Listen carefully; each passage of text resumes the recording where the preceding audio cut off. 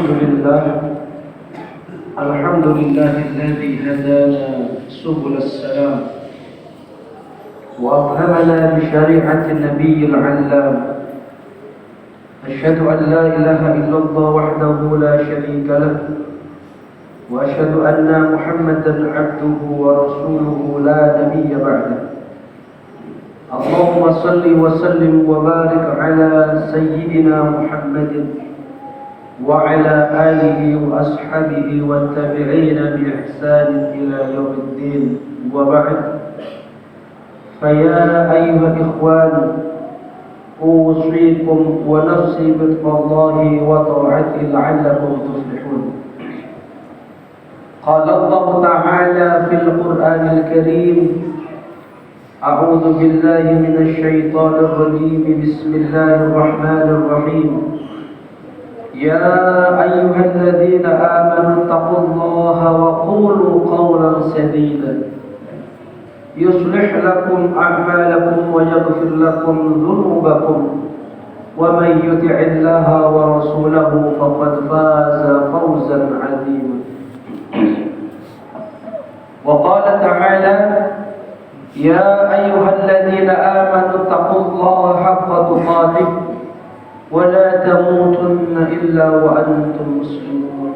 صدق الله العظيم.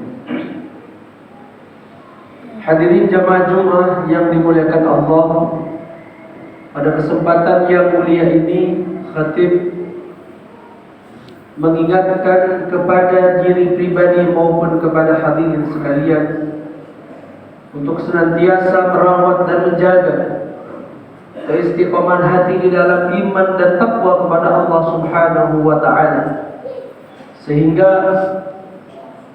dengan keimanan dan ketakwaan inilah keistiqomahan di dalam ibadah bisa kita jaga.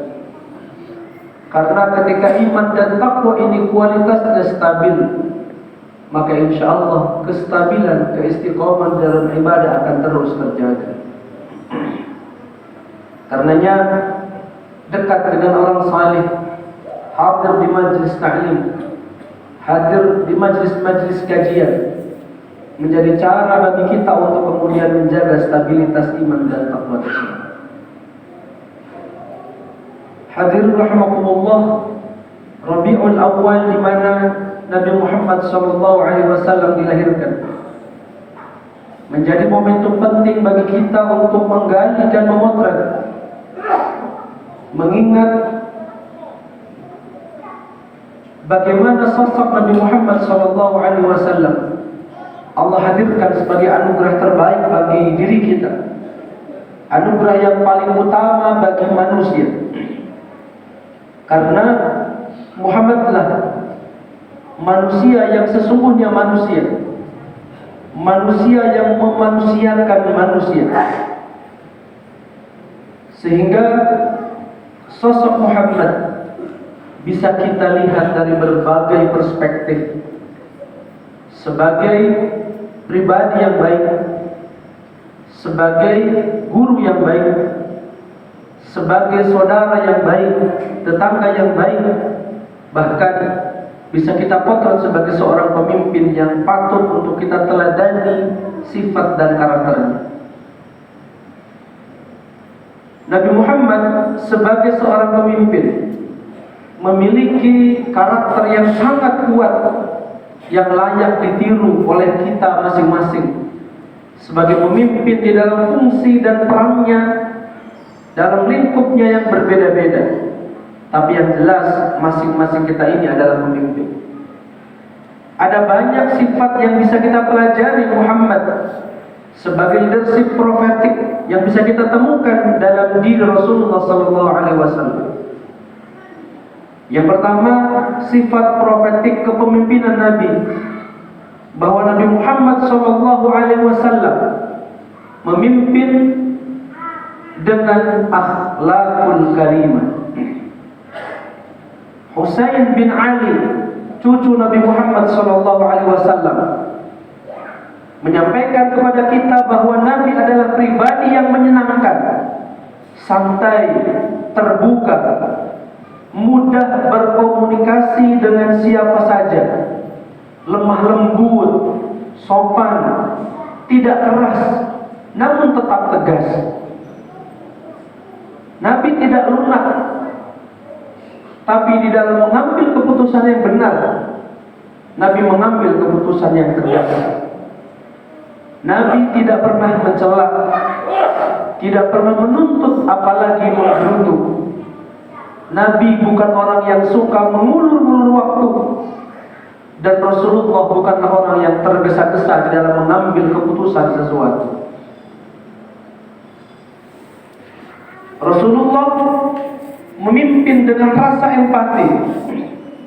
Beliau tidak pernah merendahkan, mencaci seseorang, tidak mencari-cari kesalahan orang lain, tidak berbicara kecuali sesuatu yang ada manfaatnya. Rasulullah ketika berbicara dengan orang lain, membiarkan orang lain menyelesaikan pembicaraannya. Sabar ketika menghadapi orang asing yang tidak sopan. Segera memberi apa yang diperlukan orang yang tertimpa kesusahan. Dan memiliki sifat-sifat kepemimpinan yang sangat patut untuk kita tiru. Sebagai seorang pemimpin, meskipun memiliki kuasa, Nabi tidak pernah melaknat bawahannya, tidak pernah mencela bawahannya. Bahkan suatu saat di dalam hadis riwayat Muslim nomor 2599 diriwayatkan dari Abu Hurairah dalam hadis yang cukup panjang, di mana sahabat-sahabat Nabi itu meminta agar Nabi melaknat orang-orang kafir. Para sahabat berkata, "Ya Rasulullah, ud'u 'alal musyrikin." Wahai Rasulullah, doakan keburukan, kecelakaan bagi orang-orang musyrik. Namun apa jawaban Nabi? Inni lam ub'atsu la'anan wa innama bu'itsu rahmatan. Sungguh aku ini tidak diutus sebagai orang yang melaknat, namun sesungguhnya aku diutus sebagai orang yang membawa kasih sayang. Kepada musuhnya saja Nabi masih mengedepankan kasih sayang, welas asih, sehingga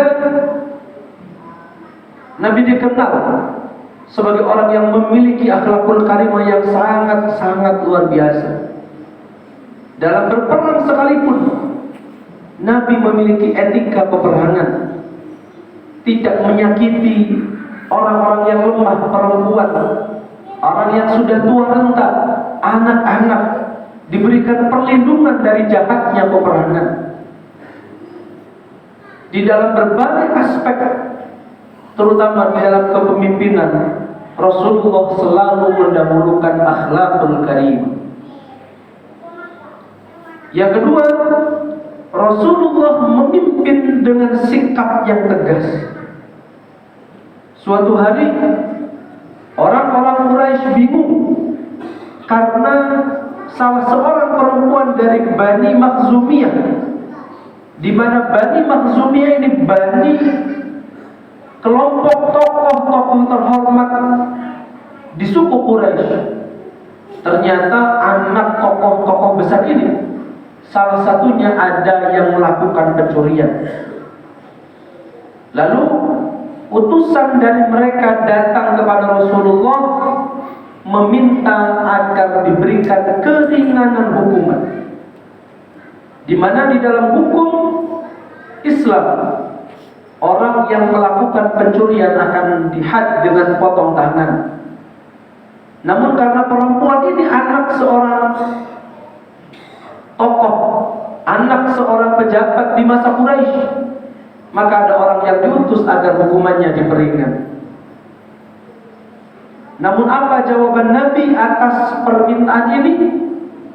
Di dalam hadis Bukhari Muslim 3196, Rasul berdiri lalu bilang, "Ayuhan nas, innama ahlakal ladzina qablakum annahum kanu idza saraqa fihim asy-syarif taraku wa idza saraqa fihim ad-dha'if aqamu 'alaihi al-hadd. Wahai manusia, bahwasanya yang membinasakan orang-orang sebelum kalian, yaitu ketika ada orang yang mencuri dari kalangan orang-orang yang terhormat, mungkin anak pejabat, mungkin anak orang kaya, mungkin anak tokoh yang dihormati, taruku, mereka meninggalkan hukuman itu, hukuman tidak dilaksanakan.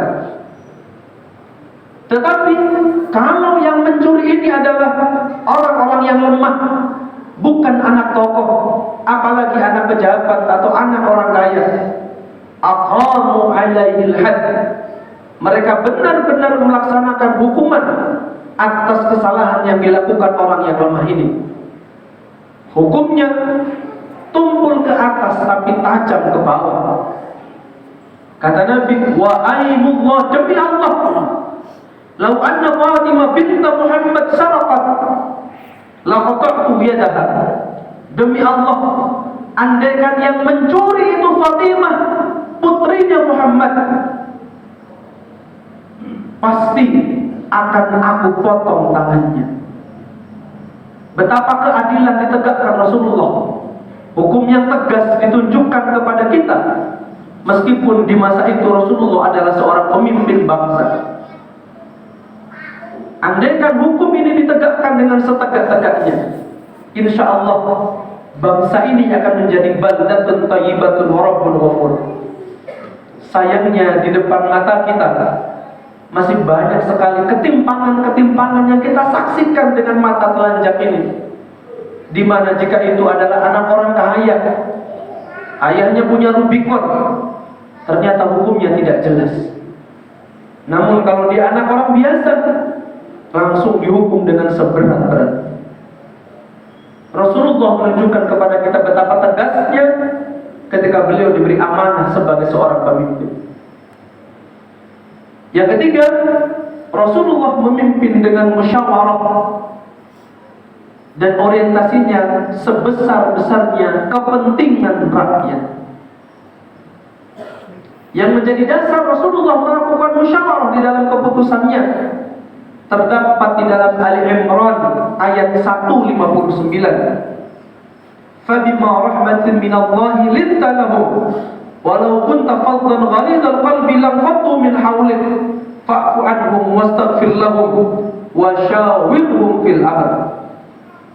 Maka dalam keputusan-keputusan yang dilakukan Rasulullah, meskipun tentu Rasulullah bisa melakukan keputusan itu sendiri karena wahyu senantiasa menyertai Rasulullah, tapi dalam rangka mengambil keputusan sebagai pemimpin, Rasulullah ingin mengajarkan kepada kita kalau musyawarah itu adalah keputusan yang terbaik, langkah yang terbaik yang diambil seorang pemimpin ketika mengambil kebijakan dan keputusan.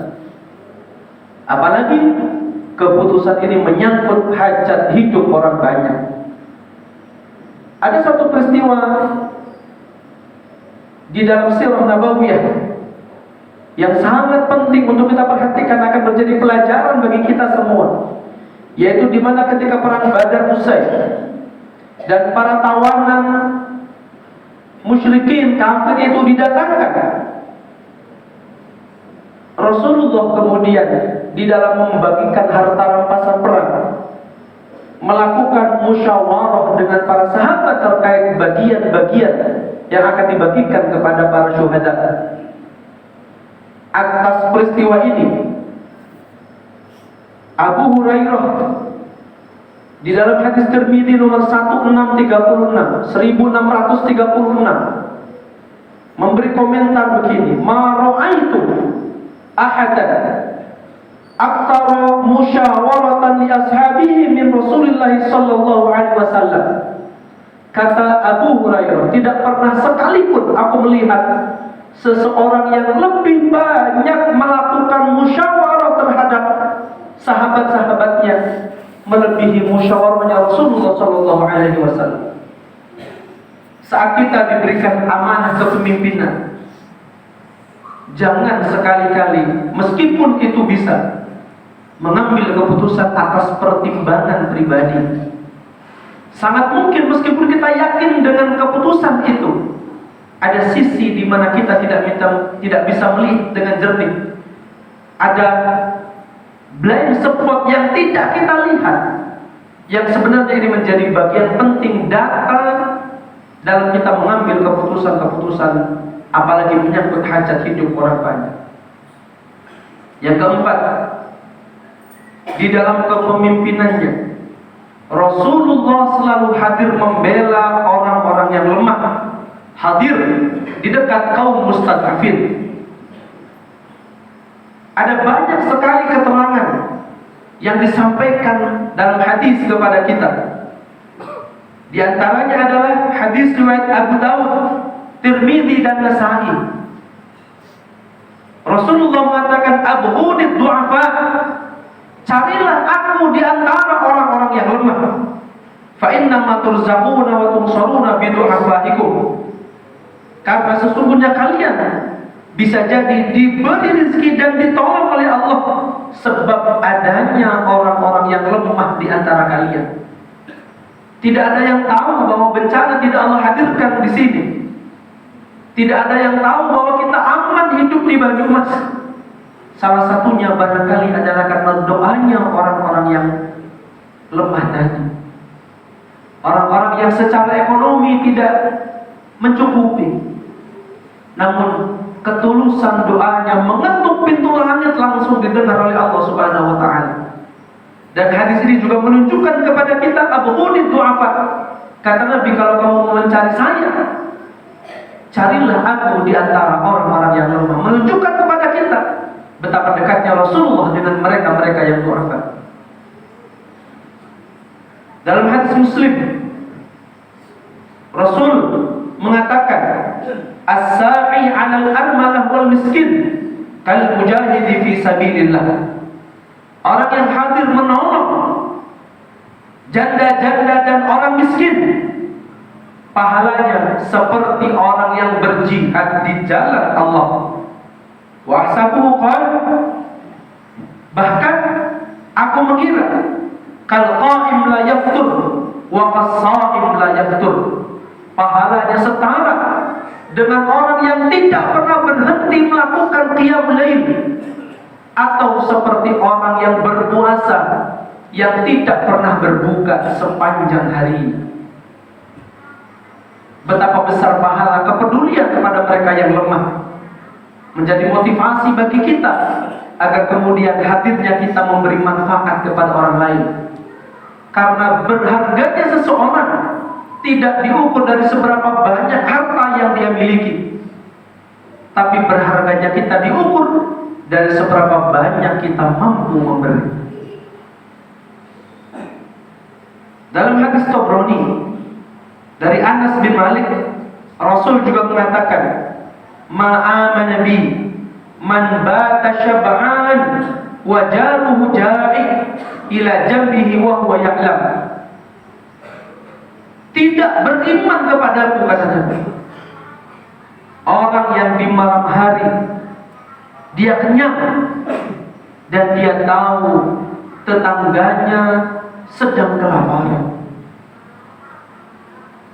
Keimanan kita oleh Nabi diukur seberapa banyak kepedulian kita kepada orang lain. Kalau kita tahu ada tetangga kita yang kelaparan, tetangga kita yang dalam keadaan kesusahan, dan kita cuek pepet tidak mau tahu urusan mereka, kata Nabi, iman kita tidak termasuk iman yang sempurna. Karenanya, andai suatu saat atau barangkali hari ini ada yang diberi amanah kepemimpinan, hadirlah untuk mereka-mereka yang lemah, hadirlah untuk mereka-mereka yang membutuhkan. Jangan sampai ada orang yang terusir dari tanah di mana dia dilahirkan. Jangan sampai ada orang yang tertindas menangis karena kezaliman kepemimpinan. Kalau ini dilakukan, maka ancaman Allah sedang menuju kita. Namun kalau kita semua menjadi orang-orang yang peduli kepada mereka, insya Allah kita termasuk orang-orang yang dijaga dan diberikan keberkahan di dalam hidupnya.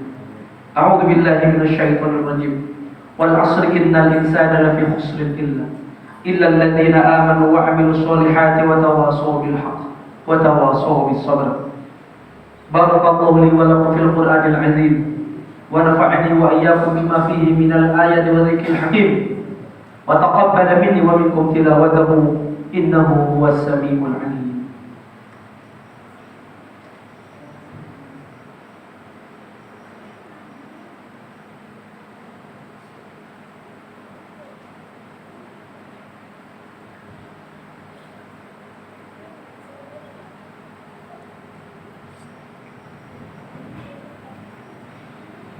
الحمد لله على إحسانه والشكر له على توفيقه وامتنانه وأشهد أن لا إله إلا الله وحده لا شريك له وأشهد أن محمدا عبده ورسوله الداعي إلى رضوانه اللهم صل وسلم وبارك على محمد وعلى آله وأصحابه وسلم تسليما كثيرا أما بعد فيا أيها الناس اتقوا الله فيما أمر وانتهوا عما نهى واعلموا أن الله أمركم بأمر بدأ فيه من نفسه وثنى بملائكته بقدسه وقال تعالى إن الله وملائكته يصلون على النبي يا أيها الذين آمنوا صلوا عليه وسلموا تسليما اللهم صل وسلم وبارك على محمد وعلى آل محمد وعلى أنبيائك ورسلك وملائكة المقربين وارض عنا معهم برحمتك يا أرحم الراحمين